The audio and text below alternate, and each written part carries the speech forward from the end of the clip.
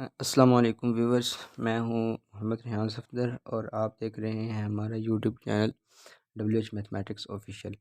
तो डियर, ये हम लोग रियल एनालिसिस 1 के नेक्स्ट लेक्चर में आ गए हैं। तो लास्ट लेक्चर में हम लोगों ने क्या किया था, मैं आप लोगों को रिकॉल करवा दूं।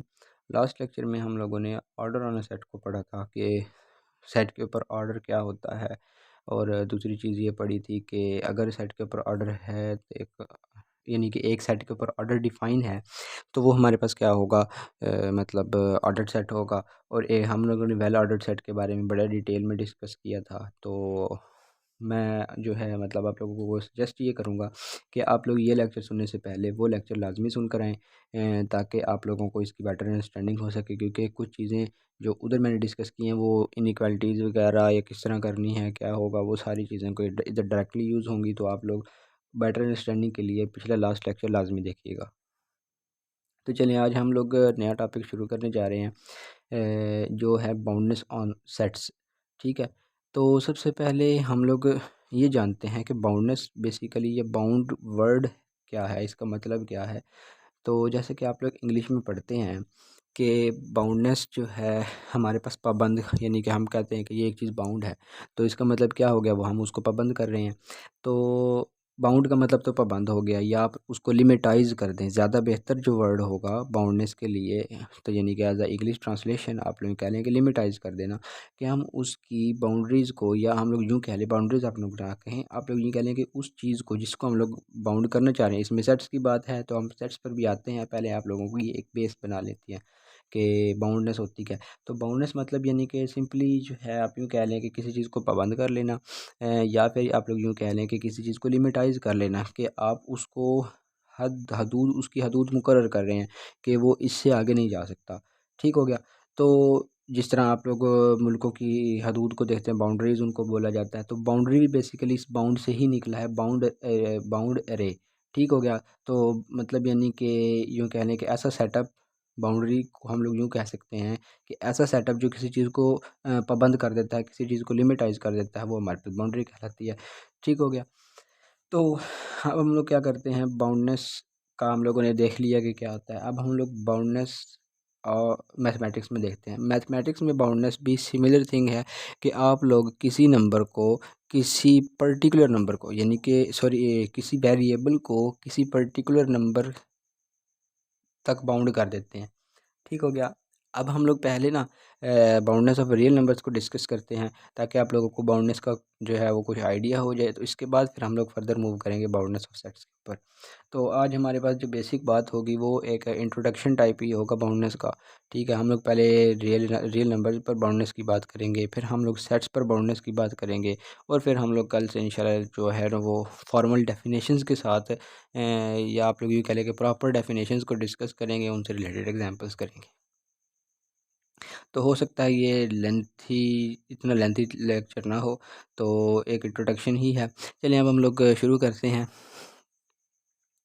तो जैसा कि मैंने आप लोगों को बताया कि बाउंडनेस का मतलब होता है बाउंडेड, मतलब यानी कि आप बंद कर दें।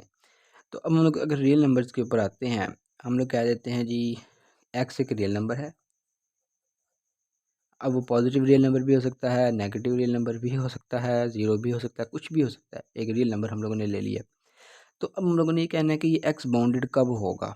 अब बाउंड करने के दो तरह से किया जा सकता है बाउंड, मैथ मतलब वैसे तो अगर हम लोग डेली लाइफ में देखें तो हम चारों तरफ से बाउंड किसी चीज़ को कर सकते हैं, लेकिन मैथ के अंदर बेसिकली जब आप लोग रियल नंबर्स की बात करते हैं, चूँकि रियल नंबर्स की जो लाइन होती है, बेसिकली रियल नंबर्स किस तरह होते हैं, मतलब अगर हम लोग ये रियल लाइन ड्रा करें, यहाँ पर ज़ीरो होगा, यहाँ पर सारे नेगेटिव नंबर, यहाँ पर सारे पॉजिटिव नंबर, ये नेगेटिव नंबर्स और यहाँ सारे पॉजिटिव नंबर्स। ठीक हो गया। तो इसका मतलब हम लोग क्या करते हैं रियल नंबर्स के ऊपर, अब रियल लाइन के ऊपर हम लोग हॉरिजॉन्टली इधर उधर मूव कर सकते हैं।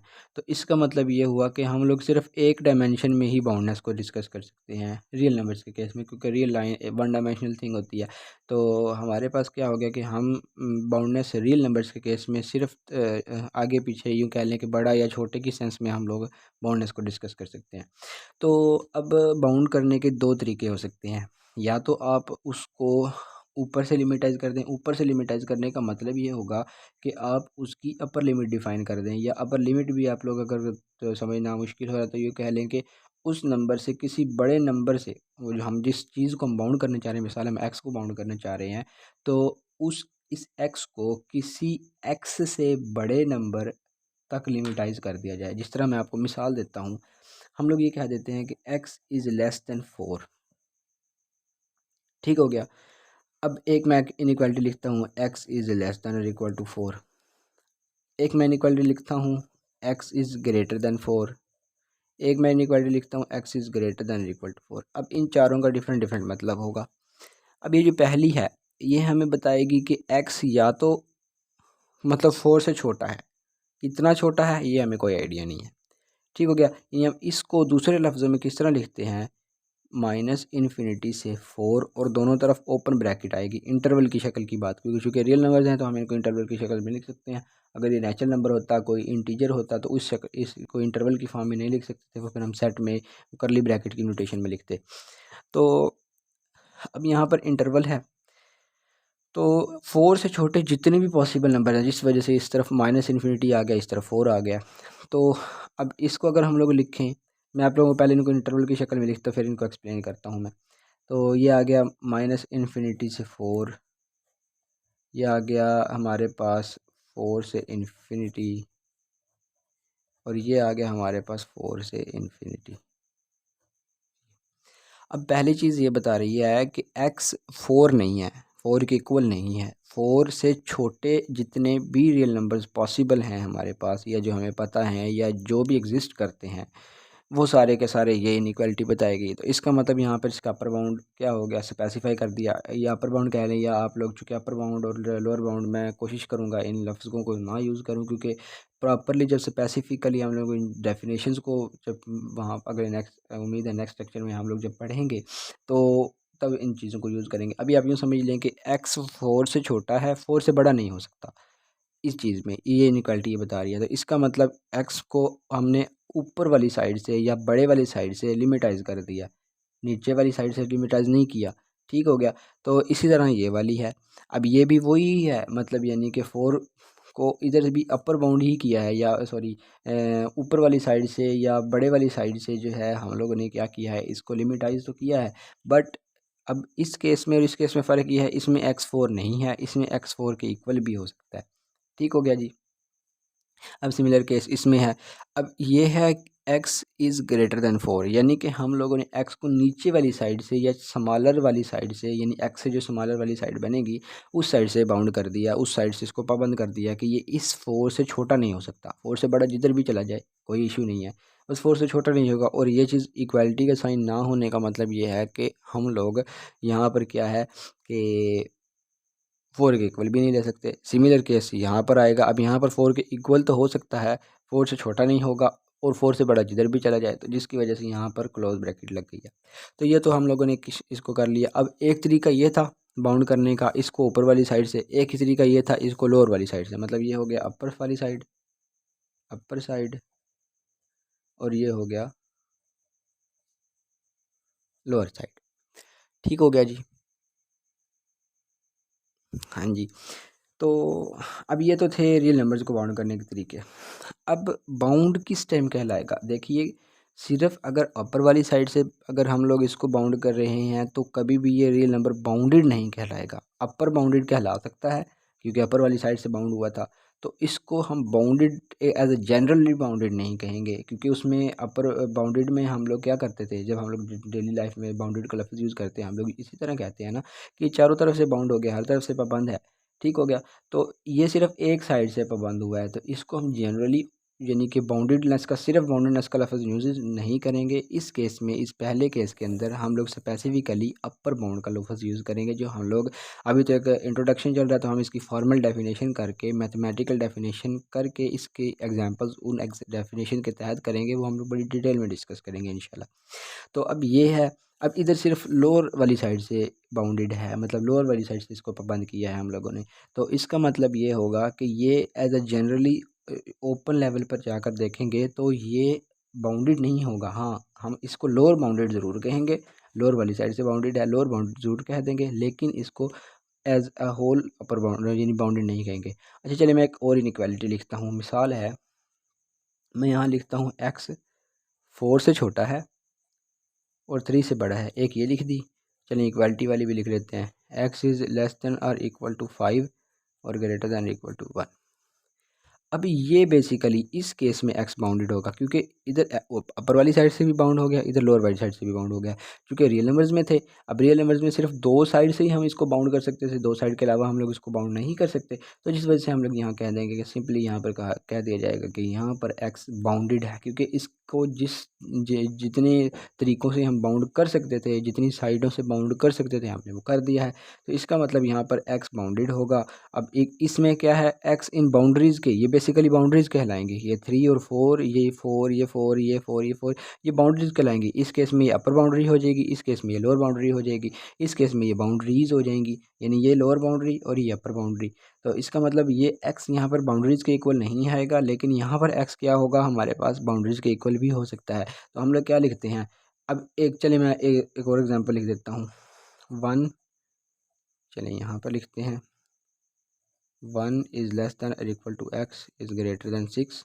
और चलिए चौथी भी लिख लेते हैं हम लोग, 1 या 2 greater than x less than और इक्वल टू 5। ये 4 इनइक्वालिटीज़ हम लोगों ने लिख ली। अब इसको अगर इंटरवल की शक्ल दें तो वो क्या बनेगा, x बिलोंग्स टू 3, 4, चूँकि बाउंड्रीज के इक्वल नहीं था तो इंटरवल में ओपन ब्रैकेट आ जाएगी। अब यहाँ दोनों क्लोज थी तो दोनों क्लोज आ जाएंगी, यानी x बिलोंग्स टू 1 और 5। अब यहाँ पर एक साइड 1 वाली साइड ओपन थी, तो सॉरी क्लोज थी, और 6 वाली साइड ओपन है, तो इसको हम लोग यूँ लिख देंगे 1 से 6 ऐसे। अब इसको क्या कर देंगे, ये हमारे पास क्या है, 5 वाली साइड से बाउंडेड है, लेकिन 5 के इक्वल भी है, तो इसका मतलब यहाँ 2 से 5 हो जाएगा। यानी अब हम लोग ये बेसिकली डिस्कस कर लिया। अब इस केस में बाउंडेड होगा, इस केस में अनबाउंडेड। वैसे जनरली हम अनबाउंडेड ही कहेंगे, क्योंकि देखें अब आप लोगों को यहाँ क्वेश्चन हो सकता है कि हम लोगों ने अपर वाली साइड से तो बाउंड कर दिया है, लेकिन हम इस केस में फिर भी अनबाउंडेड क्यों कह रहे हैं। अनबाउंडेड इस वजह से कह रहे हैं कि मैंने आपको बताया कि बाउंडेड, जब हम जनरली के बाउंडेड सिर्फ बाउंडेड का लफ्ज़ यूज़ करते हैं, तो हम उस चीज़ को, जिस चीज़ के लिए बाउंडेड का लफ्ज़ यूज़ कर रहे हैं, उसको जितनी साइड से पॉसिबल हम लोग बाउंड कर सकते हैं, उन सब साइड से अगर बाउंड होगा तब हमारे पास वो बाउंडेड कहलाएगा। अदरवाइज़ स्पेसिफिक साइड से, जिस साइड से वो बाउंडेड होगा, जिस तरह अब डेली लाइफ में देखें तो हम लोग यूँ भी कह सकते हैं कि ये लेफ़्ट साइड से बाउंडेड है, ये राइट साइड से बाउंडेड है, ये जो है वो फ्रंट वाली साइड से बाउंडेड है, बैक वाली साइड से बाउंडेड है। इस तरह मतलब यानी कि हम लोग उसको डिस्कस देख सकते हैं, मिक्स भी कर सकते हैं कि ये हमारे पास जो है वो मतलब फ्रंट वाली और लेफ़्ट वाली साइड के दरमियान वाली जो मतलब क्वाड्रेंट टाइप बनेगा, उधर से बाउंडेड है। इस तरह डिफरेंट एग्जांपल्स देखी जा सकती हैं। तो लेकिन जब रियल नंबर्स की बात आ जाती है तो हम लोग क्या करते हैं कि दो साइड से बाउंड कर सकते हैं। अब यहाँ एक साइड से बाउंड है, इधर भी एक साइड से बाउंड है, तो इसका मतलब क्या होगा कि ये एज ए जनरली बाउंडेड नहीं कहलाएगा। हाँ, अपर बाउंड कह सकते हैं या इसको लोअर बाउंड कह सकते हैं, बट इसको अपर जनरली बाउंडेड नहीं कहेंगे। हम इसको जनरली बाउंडेड कह सकते हैं, क्योंकि इसका अपर बाउंड, इस ये अपर वाली साइड से भी बाउंड है, लोअर वाली साइड से भी बाउंड है, ये भी इसी तरह, ये भी इसी तरह, ये भी इसी तरह। अच्छा, अब एक और चीज़ भी याद रखिएगा। अब हो सकता है आप लोगों के ज़हन में सवाल ये उठ रहा हो कि यहाँ पर तो बाउंड्रीज इंक्लूड ही नहीं है, तो हम इसको अपर बाउंड क्यों कह रहे हैं। अब यहाँ पर बाउंड्रीज इंक्लूड हैं, यहाँ पर तो चलें आप देख सकते हैं कि इनकी बाउंड्रीज इंक्लूड हैं। तो अब एक चीज़ याद रखें कि एक्स की बाउंड्रीज बेशक नहीं है, लेकिन एक्स की अप्रोचिंग बाउंड्रीज तो हैं ना, कि एक्स 3 से बड़ा नहीं होगा। अब 3 और 4 के दरमियान ऑब्वियसली इनफाइनाइट नंबर्स हैं, कि हमें 3 से यानी कि 3 से कंसेक्टिव जो बड़ा नंबर होगा, कंसेक्टिव यानी इससे बिल्कुल आगे वाला, जिस तरह हम इंटीजर्स में बात करते हैं 1 2 के कंसेक्टिव है, 2 3 के कंसेक्टिव है, या 3 2 के कंसेक्टिव है। इस सेंस में देखा जाए तो 3 का कंसेक्टिव इंटरवल्स के शक्ल में हमें नहीं पता वो क्या होगा। ठीक हो गया, क्योंकि इनफाइनाइट नंबर्स हैं। तो इस वजह से अब ये मत सोचिएगा कि 3 का कंसेक्टिव 3.1 है, तो ऐसे तो हम लोग 3.001 भी कह सकते हैं, 3 पॉइंट आगे 1 लाख 0 लगा के आगे 1 लगा दें, वो भी कह सकते हैं। तो इसका मतलब हमारे पास जनरली हम लोग के पास कोई स्पेसिफिक नंबर नहीं है, या हमें अल्टीमेटली ये पता नहीं है कि हम जिसके बारे में कन्फर्मेशन शो कर सकें कि ये हमारे पास 3 का बिल्कुल कंसेक्टिव बड़ा नंबर है। इसी तरह 4 के लिए चेक कर सकते हैं। तो इसका मतलब ये हुआ कि बेशक इनके हमें मतलब बाउंड्रीज इंक्लूड नहीं, लेकिन बाउंड्रीज स्पेसिफाई तो की गई है ना। जिस तरह अब मैं आपको मिसाल देता हूँ डेली लाइफ एग्जांपल पे। अब एक आम आदमी है, ठीक है, वो बॉर्डर पर नहीं जा सकता, मतलब बॉर्डर की जो हमारे पास फेंसेस या जो आप कह लें कि ये बैरियर लगे होते हैं, उस बैरियर के पास जिस तरह एक फ़ौजी खड़ा होगा, वो उस सेंस में उस तरह जाके आम तौर पर नहीं खड़ा हो सकता। तो इसका मतलब कि वहाँ पर मतलब यानी कि यूँ कह लें कि एक आम आदमी के लिए, एक कॉमन पर्सन के लिए वो बाउंड्री एज ओपन बाउंड्री है। इसका मतलब यानी कि वो उस बाउंड्री के नज़दीक किसी हद तक तो जा सकता है, लेकिन उस बाउंड्री के ऊपर नहीं जा सकता। सिमिलर केस यहाँ पर होगा कि एक्स हमारे पास एक कोई भी बंदा है जो 3 और 4 के दरमियान में तो किसी जगह पर भी जा सकता है, लेकिन स्पेसिफिकली 3 के ऊपर भी नहीं जाएगा, 4 के ऊपर भी नहीं जाएगा, लेकिन इसके अंदर जा सकता है। ये आप यूँ समझ लें कि अगर आप लोग इसको कोई एज आ डेली लाइफ एग्जांपल कहना चाहें कि ये वाली इनइक्वालिटी बेसिकली किसके लिए है, एज आ कॉमन पर्सन के लिए, जो एक आम शहरी होगा या आम मुल्क का बाशिंदा होगा, और ये बेसिकली एक फ़ौजी के लिए है, क्योंकि फ़ौजी बेसिकली क्या हो सकते हैं कि हमारे पास जो हैं वो पूरे मुल्क में कहीं भी जा सकते हैं, और बाउंड्रीज़ पर भी यानी कि जो बॉर्डर्स होते हैं वहाँ पर भी खड़े हो सकते हैं। तो हम लोग यूँ समझ सकते हैं कि ये बेसिकली किसके लिए है, यानी कि एज आ फ़नी टाइप या थोड़ी सी रियल लाइफ एग्जांपल इनइक्वालिटीज़ की शक्ल में आप लोग इमेजिन करना चाहें तो आप ऐसे भी देख सकते हैं। अब आप लोग पूछेंगे कि ये हाफ ओपन इंटरवल ये किस वजह से है, तो बस एज मैंने जस्ट रफ एग्जांपल दिया आप लोगों को समझाने के लिए। आप लोगों ने इसको यूँ इतना सीरियस नहीं लेना कि ये चीज़ अगर कोई फ़ौजी आ गया तो आप लोग उसको कह दीजिए आप क्लोज इंटरवल में हैं, और आप ये किसी आम बंदे को ये कहना शुरू कर दें कि ये ओपन इंटरवल में है। तो जस्ट एज फनी एग्जांपल, बस एग्जांपल के तौर पर इसको कंसिडर कीजिएगा। चलिए, ये तो हम लोगों ने अब डिटेल में डिस्कस कर लिया बाउंडेडनेस ऑफ रियल नंबर्स को। अब हम लोग आते हैं इसी कंसेप्ट यही लगेगा बाउंडेडनेस का, चाहे आप फंक्शंस के बारे में बाउंडेडनेस का डिस्कस कर रहे हैं, चाहे आप वेक्टर स्पेसेस की बाउंडेडनेस का जिक्र कर रहे हैं, चाहे आप सेट्स का जिक्र कर रहे हैं, चाहे किसी भी स्पेस का, मतलब किसी भी कंसेप्ट के लिहाज से। अब मैट्रिसेस के केस में अगर बाउंडेडनेस का कंसेप्ट यूज़ कर रहे हैं, कंसेप्ट जनरली यही होगा, मतलब बात मेनली यही होगी। हाँ, शक्लें तब्दील हो सकती हैं, डेफिनेशन में हल्की फुल्की मॉडिफिकेशन आ सकती है, लेकिन जो बेसिक कंसेप्ट है वो बेसिकली यही होगा। ठीक हो गया। तो अब क्या हो गया हमारे पास ये रियल नंबर्स। अब हम लोग फर्दर मूव कर जाते हैं बाउंडेडनेस ऑफ सेट्स के ऊपर। मैं यहाँ लिख भी देता हूँ, दूसरे नंबर पर आ गया। अच्छा, एक चीज़ इधर मैं जहन में चले मेरे जहन में आ रही है, मैं अभी आप लोगों को बता भी देता हूँ।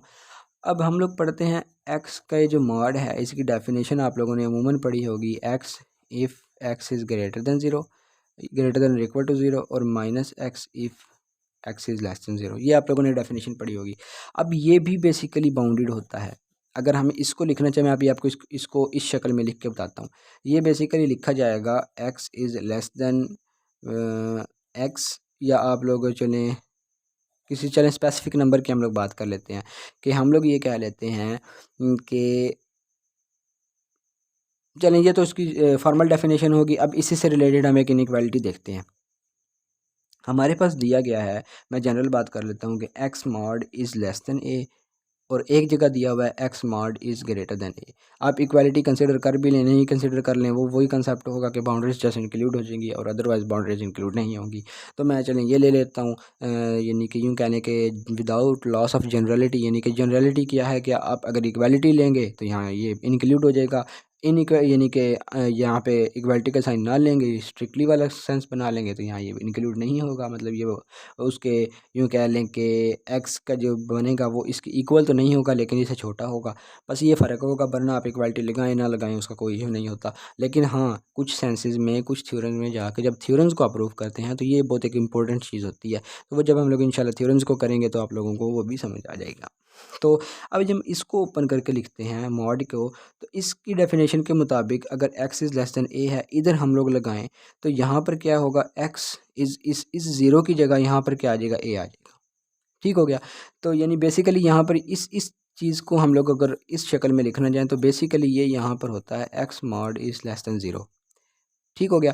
कि इसको अगर हम ओपन करते हैं तो वो चूँकि ज़ीरो प्लस माइनस में नहीं होता, तो इस वजह से हम लोग यूँ कह देते हैं इसको। तो इस वजह से आप इसको इग्नोर कर दें तो आप इस स्पेसिफिक एग्जांपल पे आ जाएँ। ये ए है, 9 नहीं है, ये ए है। ठीक हो गया। तो इसको अगर हम लोग इस शक्ल में लिखना चाहें तो ये बनता है x is less than a is less than minus a. ठीक हो गया। इक्वालिटी का साइन अगर लगाते हैं, यहाँ पर इक्वालिटी का साइन लगा लें तो यहाँ पे इक्वालिटी लग जाएगी। एक चीज़ याद रखिएगा, लिखते वक़्त जब आपने इसको इस तरह लिखना है, मैं आपको एक कुलिया बता देता हूँ, फार्मूला बता देता हूँ। यानी कि अगर इक्वालिटी का साइन जिस साइड जिस तरह का होगा इसी तरह इधर उतरेगा। अब देखें, ये इस साइड पे था तो ये इस तरह उतरा है। अब ये इस साइड पे है तो अब ये बेसिकली इस तरह उतर जाएगा, x is greater than a is greater than minus a. तरतीब वही रखनी है, इनइक्वालिटी भी सेम रखनी है, जिस तरह है ये इसी तरह उतर आएगा। और मतलब इस तरह रखेंगे ये। अब एक अगर आप इक्वालिटी का साइन इधर लगाते हैं तो ये भी इक्वालिटी का साइन इस तरह आ जाएगा, कोई इशू नहीं है इसका। अब ये चीज़ हमें ये बता रही है, अब इस चीज़ का डिफरेंट मतलब है, इस केस में एक्स अनबाउंडेड होगा, इस केस में एक्स बाउंडेड होगा। वो क्यों होगा वो हम देखते हैं। अब ये चीज़ हमें बता रही है एक्स ए से छोटा है और माइनस ए से बड़ा है, ये चीज़ बेसिकली ये बता रही है। और अब मॉड चूँकि देखें ना, कोई भी नंबर है वो किसी चीज़ के मॉड से होता है, मॉड नेगेटिव भी होगा और पॉजिटिव भी होगा। तो अब देखें यहाँ एक्स था तो यहाँ भी प्लस एक्स ही आ रहा है, यहाँ पर एक्स ही आ रहा है, बस प्लस माइनस के साथ। कि अगर एक्स बड़ा पॉजिटिव वाली साइड पे लें तो ये मॉड उसको पॉजिटिव कर देता है, नेगेटिव वाली साइड पे लें तो जो है वो एक्स लेस दैन ज़ीरो होगा। तो ना जब हम लोग देखते हैं ना कि एक्स मॉड पॉजिटिव टर्म है, तो वो पॉजिटिव इस वजह से आती है कि एक कंडीशन होती है लेस दैन ज़ीरो वाली, कि लेस दैन ज़ीरो में पॉजिटिव होता है, और एक कंडीशन यहाँ माइनस एक्स होता है, तो वो माइनस माइनस जो है वो हमारे पास प्लस हो जाते हैं, जिस वजह से हम लोग कहते हैं कि नेगेटिव नंबर का भी मॉड पॉजिटिव होता है। मॉड कह लें, एब्सोल्यूट वैल्यू कह लें, ठीक हो गया। तो क्योंकि मैं इस वजह से एब्सोल्यूट वैल्यू का वर्ड यूज़ कर रहा हूँ, क्योंकि अगर कोई स्टैट का बच्चा अगर देख रहा है तो वो मॉड का कंसेप्ट उधर डिफरेंट होता है, ठीक हो गया। तो इस वजह से चलें आप एब्सोल्यूट वैल्यू कह लें, या जब आप लोग इसी चीज़ को वेक्टर्स में पढ़ते हैं तो वो मैग्नीट्यूड हो जाता है, ठीक हो गया। तो हर चीज़ के बस यानी कि यूँ कह लें कि डिफरेंट सिनेरियो में एक चीज़, एक ही नोटेशन के डिफरेंट मतलब हो सकते हैं। यानी अगर आप लोग रियल नंबर्स में बात करते हैं, ये एब्सोल्यूट वैल्यू है, आप एक्स को वेक्टर कह देते हैं, तो ये बेसिकली कई कई बुक्स में इसको इसी तरह लाइन लगी होती है, कई दफ़ा डबल लाइन लगा देते हैं नॉर्म के लिए। अगर आप वेक्टर्स में जाते हैं, चलें ठीक हो गया, वेक्टर्स में तो वो बात हो गई। तो अब इनइक्वालिटी का इसका मतलब अगर इससे कंपेयर करें, मैं इधर इसको दोबारा लिख देता हूँ, वन इज़ लेस दैन और equal to x less than और इक्वल टू 5। चलिए मैं यहाँ -1 कर लेता हूँ, यहाँ +1 कर लेता हूँ, स्पेसिफिक कर लें। तो अब बेसिकली यहाँ पर क्या हो गया कि एक्स बाउंड हो गया है, वो अपर साइड से भी बाउंड हो गया, लोअर साइड से भी बाउंड हो गया, ठीक हो गया। तो इसका मतलब इस केस में तो यहाँ पर क्या है कि एक्स इज़ बाउंडेड। बाउंडेड क्यों है? क्योंकि इसकी अपर अपर साइड से भी बाउंड है, लोअर साइड से भी बाउंड है। अगर ये किसी एक साइड से अनबाउंडेड होता, जिस तरह का ये वाला केस बना था, हाफ मतलब हाफ बाउंडेड होता, चाहे अपर साइड से चाहे लोअर साइड से, तब इसको हम अनबाउंडेड कहते। हाँ, अपर साइड से कह देंगे तो अपर बाउंड, अपर अपर वाली साइड से बाउंड कह देंगे, लोअर कहेंगे तो लोअर वाली साइड से बाउंड कह देंगे, लेकिन जनरली हम उसको नहीं कह सकते। तो अब इसको अगर हम लोग देखें तो ये हमें ये बता रही है कि जो एक्स है वो -a से तो छोटा है। यानी कि इसको अगर हम लोग तोड़ के लिखें तो ये वही चीज़ ही बनेगी कि ये हमारे पास क्या है कि x इज़ a से ये है, और यहाँ पर x जो है वो यहाँ पर -a है, तो इसको कंबाइन किया जा सकता था, लेकिन इसको कंबाइन नहीं हम कर सकते हैं। वो अभी हम देखते हैं कि x -a से छोटा है और x a से बड़ा है। अब आप लोगों को समझ आई होगी कि अब ये अगर कंपेयर करें तो ये बेसिकली ये इनइक्वालिटी बनती है एक किस्म की, ठीक हो गया। अब 4 अगर -4 कर लें तो वो उसमें कोई इशू नहीं है। इसको बेसिकली हम लोग किस तरह लिखेंगे कि x -a से बड़ा है, ये सॉरी -a x से बड़ा है, -a x से बड़ा है, तो इसको माइनस इन्फिनिटी से हम -a कर लेंगे। अब अगर आप यहाँ इक्वालिटी है तो यहाँ इक्वालिटी का साइन लगा देंगे, इक्वालिटी नहीं है तो यहाँ ओपन ब्रैकेट लग जाएगी। और इस चीज़ को हम लोग अगर हम देखें तो ये हमारे पास क्या बन जाएगा, मतलब एक्स ए से बड़ा है, यानी कि ये हमारे पास क्या आ जाएगा, ए से इन्फिनिटी। अगर इक्वालिटी का साइन है तो यहाँ क्लोज ब्रैकेट आ जाएगी, और इन्फिनिटी पे हमेशा ओपन ब्रैकेट आती है। तो अब यहाँ पर देखा जाए तो ये सिर्फ अपर वाली साइड से बाउंड है, ठीक है, और ये सिर्फ लोअर वाली साइड से बाउंड है। तो इस केस में, इस केस के अंदर जब ये वाला केस बनता है कि एक्स मॉड की तरफ ग्रेटर देन का साइन होता है, उस वक़्त हमारे पास एक्स अनबाउंडेड होता है। जब एक्स मॉड की तरफ लेस देन वाला साइन होता है तब एक्स जो है हमारे पास बाउंडेड होता है। और बाउंड, इनके अपर बाउंड लोअर बाउंड ये क्या होते हैं, अपर वाली साइड से बाउंड ए हो जाता है और लोअर वाली साइड से -a हो जाता है। तो चलें, अब ये मेरे जहन में आ गई थी तो मैंने बता दिया है कि ये एक किस्म की इसी कंसेप्ट की एक लाइव एग्जांपल आप लोग समझ सकते हैं। तो चलिए अब हम लोग बाउंडेडनेस ऑफ सेट्स की तरफ चलते हैं। तो ये बस बेसिकली लेंथी शायद इस वजह से हो रहा है कि आप लोगों की बेस एक बार स्ट्रॉन्ग करनी है। एक दफ़ा बेस आप लोगों की स्ट्रॉन्ग होगी तो आप लोगों को कोई किसी किस्म का इशू नहीं बनेगा नेक्स्ट कॉन्सेप्ट्स को समझते हुए। तो हाँ जी, अब हम लोग आ जाते हैं बाउंडेडनेस ऑफ सेट्स के ऊपर। बाउंडेडनेस ऑफ सेट्स,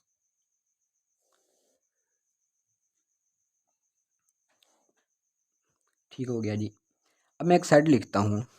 अब मैं ना 2-3 सेट्स लिखता हूँ, फिर उनको हम लोग डिस्कस करेंगे। एक सेट होगा A is equal to 1 2 3 up to so on 10 तक। ठीक है, हम एक बी सेट लिखते हैं 1 2 3 अप टू सो ऑन, इस तरह चलता चला जा रहा है। अब हम लोग एक सी सेट लिखते हैं, वो आ जाता है -1 -2 -3 अप टू सो ऑन, वो चलता चला जा रहा है। अब एक डी सेट हमारे पास आ जाता है कि हम लोग इसको कर लेते हैं, मतलब चलिए एक इंटरवल ले लेते हैं हम लोग 4 से 5, एक इंटरवल ले लेंगे क्योंकि इंटरवल भी एक डिफरेंट सेट ऑफ वैल्यूज़ होता है। हाँ, होती हैं इनफाइनाइट वैल्यूज़ हैं, लेकिन एक सेट तो होता है ना वैल्यूज़ का, तो इस वजह से ले सकते हैं हम लोग इसको भी। अब हम लोगों ने ये बताना है कि क्या ये बाउंडेड सेट्स हैं या नहीं है। ठीक है, जिस तरह आप लोगों को रियल नंबर्स की बात की कि अगर किसी भी चीज़ को, पहले हम लोग चलें इनको लोअर बाउंड और अपर बाउंड के सेंस में देखते हैं, तो और उसके बाद हम लोग इसको डिस्कस करते हैं। पहले अगर हम लोग सी वाले को कंसीडर करें तो ये इंटीजर्स हैं और ये इंटीजर्स छोटे होते चले जा रहे हैं, क्योंकि नेगेटिव में आपको पता है कि कोई नंबर जितना बड़ा होगा वो उतना, मतलब मैं इनको हाफ ऑफ साइड से ओपन और सॉरी बाउंडेडनेस अपर साइड से बाउंड और लोअर साइड से बाउंड वाली एग्जांपल देखते हैं, और इसके बाद फिर हम लोग इसको जनरल की तरफ ले जाएंगे।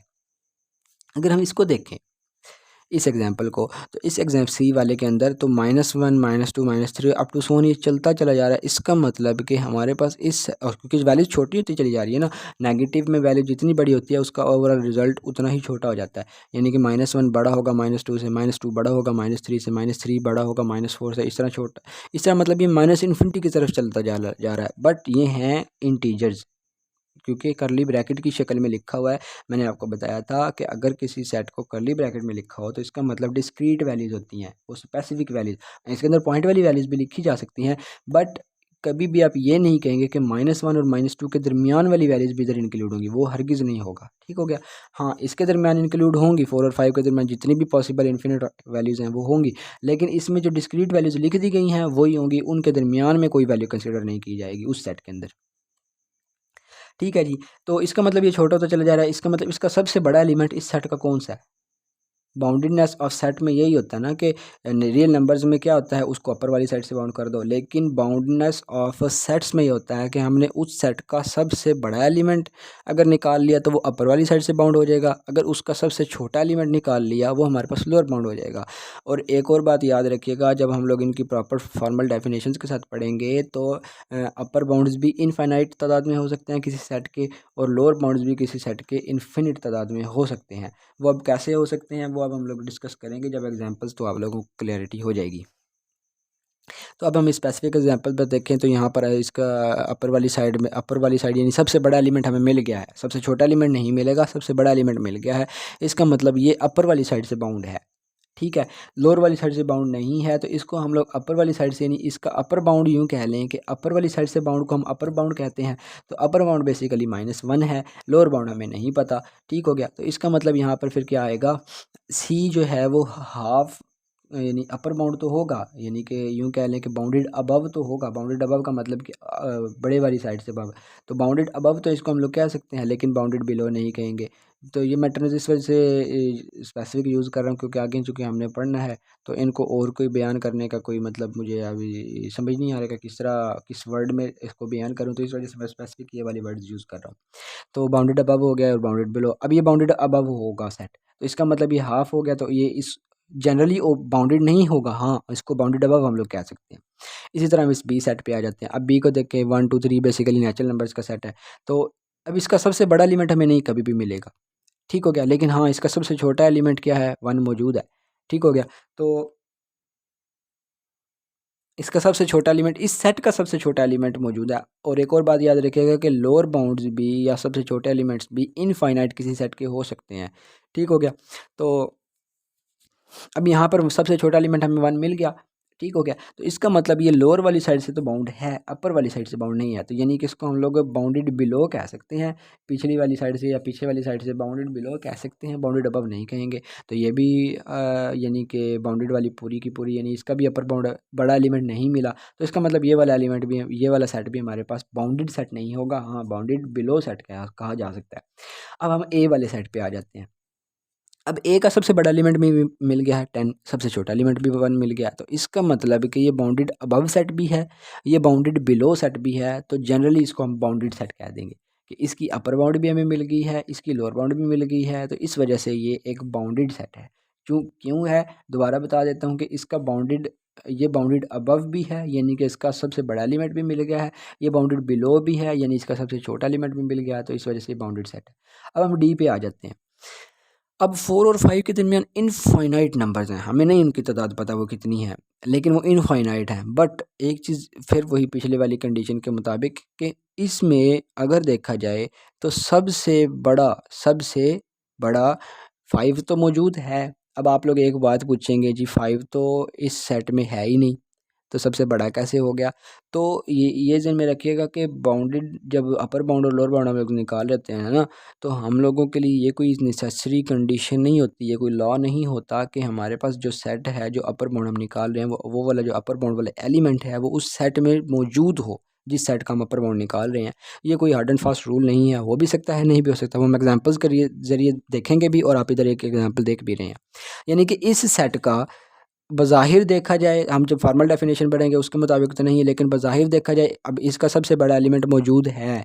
इसके अंदर बेशक नहीं है, लेकिन इसके तमाम सेट से सबसे बड़ा एलिमेंट मौजूद है, तो इसका मतलब यहाँ पर जो है वो हमारे पास इसका सबसे बड़ा एलिमेंट है, तो ये बाउंडेड अबव है, सबसे छोटा एलिमेंट भी है, बाउंडेड बिलो भी है। अब फिर ध्यान में रखिएगा, आप इस चीज़ से कभी भी कंफ्यूज मत होइएगा कि चूँकि ये एलिमेंट्स इसमें नहीं हैं, तो यहाँ पर ये बाउंडेड नहीं होगा। ये बाउंडेड होगा क्योंकि इसके अपर बाउंड और लोअर बाउंड हमें मिल गए हैं। ये ज़रूरी नहीं होता कि हमें वो अपर बाउंड और लोअर बाउंड उसी सेट में ही मिले। हाँ, तब क्योंकि देखें ना, मैंने आप लोगों को बताया था कि अपर बाउंड और लोअर बाउंड इनफाइनाइट हो सकते हैं। तो वो इनफाइनाइट इसी सेंस में हो सकते हैं कि एक हमारे पास अपर बाउंड जो है हमारे पास उस सेट में होगा, बाकी उस सेट से बाहर के होंगे। अब देखें, अगर हम लोग नेचुरल नंबर्स के रिस्पेक्ट में इस सेट को देख रहे हैं, ठीक है? तो अब नेचुरल नंबर्स के सेट, वो हम ऑर्डर्ड सेट के रिस्पेक्ट में किस सेट को देखते हैं। चलिए, मैं अभी उसकी बात नहीं करता, जब हम लोग उसको प्रॉपर फॉर्मल डेफिनेशन से पढ़ेंगे तो तब आप लोगों को समझ आ जाएगी। मैं एक और इंटरवल लिख देता हूँ, डी ही चलें लिख देता हूँ। एक इंटरवल है हमारे पास 4 से 5 ही लिख देते हैं। चलें, आप अगर आप इससे कन्फ्यूज़न है तो इसको कंसिडर ना कीजिएगा, आप इसको कंसिडर कर लें। तो 4 से 5 के दरमियान इनफाइनाइट नंबर्स हैं और बाउंड्रीज भी इंक्लूडेड हैं। हमें सबसे बड़ा एलिमेंट 5 मिल गया है, सबसे छोटा एलिमेंट 4 मिल गया है, तो इसका मतलब ये बाउंडेड सेट है। तो अगर हम एक और सेट लिखते हैं, चूँकि मैं इंटरवल्स में ही बात करता हूँ, चलें हम एक और सेट लेते हैं, ई इज़ इक्वल टू 4 से 5 ही ले लेते हैं, लेकिन हम इसको इस तरह बना लेते हैं और एक एफ सेट ले लेते हैं, वो हमारे पास 4 से 5 ही बना लेते हैं, वो यूँ ले लेते हैं। तो ये हमारे पास क्या होगा, ये भी फिर वही बात कि 4 जो है इसका लोअर बाउंड मौजूद है, सबसे छोटा एलिमेंट है, ठीक है? और इसी तरह 5 इसका सबसे बड़ा एलिमेंट है, तो ये इस केस में भी बाउंडेड होंगे, अनबाउंडेड नहीं होंगे। हाँ, अगर इंटरवल में दोनों में से किसी साइड पे इन्फिनिटी आ जाता है ना, तो यानी कि हम लोग अगर कोई ई को ही दोबारा कंसीडर कर लेते हैं, वो हमारे पास आ जाता है माइनस इन्फिनिटी से 4 आ जाता। ठीक है, अब ये इंक्लूड करें या ना करें इसमें कोई इतना इशू नहीं है। तो ये अनबाउंडेड होगा क्योंकि हमारे पास इसका सबसे छोटा एलिमेंट तो हमें पता ही नहीं है, माइनस इन्फिनिटी का तो हमें पता ही नहीं है वो क्या होता है। इसी तरह हम लोग अगर एफ़ को कंसीडर दोबारा करें, तो हम लोग इसको 5 से इन्फिनिट कर दें या 5 इंक्लूड करें ना करें, इससे कोई इशू नहीं होगा। तो हमारे पास क्या होगा, इसका सबसे बड़ा एलिमेंट हमें नहीं मिलेगा। हाँ, ये बाउंडेड अबव कहा जा सकता है, ये बाउंडेड बिलो कहा जा सकता है, पर ये दोनों बाउंडेड नहीं कहे जा सकते। तो ये हमारे पास था जी एक जनरल इंट्रोडक्शन। ये इंट्रोडक्शन थोड़ा लेंथी इस वजह से हो गया क्योंकि मैंने आप लोगों की एक अच्छी बेस बनानी थी, जिस वजह से हमें रियल नंबर्स को पहले स्टडी किया है, ताकि उन रियल नंबर्स से के कंसेप्ट इधर अप्लाई होंगे। तो मैं आप लोगों को डायरेक्टली बाउंडेडनेस ऑफ सेट भी पढ़ा सकता था, बल्कि बाउंडेडनेस ऑफ सेट में लोग कहीं ऐसे करते हैं, वो डायरेक्टली आप लोगों को ले जाएंगे लोअर बाउंड और अपर बाउंड की फॉर्मल डेफिनेशंस पर, और उनको डिस्कस करके आप लोगों को बयान कर देंगे। बट जो है वो मेरी कोशिश ये है कि आप लोगों की पहले बेस बनाई जाए, उस बेस के हिसाब से जब हम फॉर्मल डेफिनेशन को पढ़ के डिस्कस करेंगे ना, तो तब आप लोगों को मज़ा भी आएगा पढ़ने का। तो आप लोग ये लेक्चर भी लाजमी देखिएगा, इससे प्रीवियस लेक्चर भी लाजमी देखिएगा। तो जब हम फॉर्मल डेफिनेशंस को पढ़ेंगे, उसमें जो वो इनइक्वालिटीज़ के साथ जब हम लोग खेलेंगे और इन ये वाले कंसेप्ट यूज़ करेंगे, तब आप लोगों को इससे नेक्स्ट लेक्चर का मज़ा भी आएगा समझने का। तो ठीक है जी, आज के लिए इतना ही। तो मिलते हैं इंशाल्लाह नए लेक्चर में, नए कंटेंट के साथ, नए आइडियाज़ के साथ। अस्सलामु अलैकुम।